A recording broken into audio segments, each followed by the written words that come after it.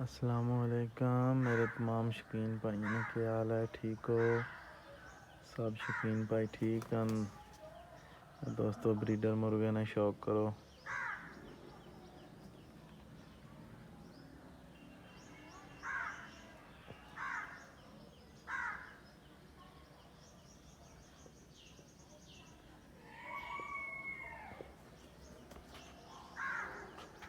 आज दोस्तों तुम जरा मुर्गियां की करेजा हो जाना इस बीमारी ने मतलब दसा।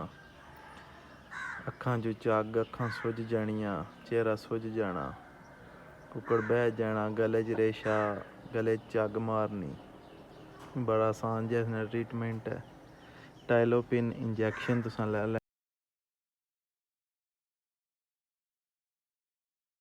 लैना है अद्धी सीसी, जिन्ना चों 3 की पॉइंट मुर्ग नूं पिला देने तो 2 पॉइंट सीने वाले गोश्त विच ला देना। तो इंशाअल्लाह अल्लाह ने चाहे तो सुबह इंशाअल्लाह मुर्गा बिल्कुल ठीक हो सी। अजमूदा इलाज है।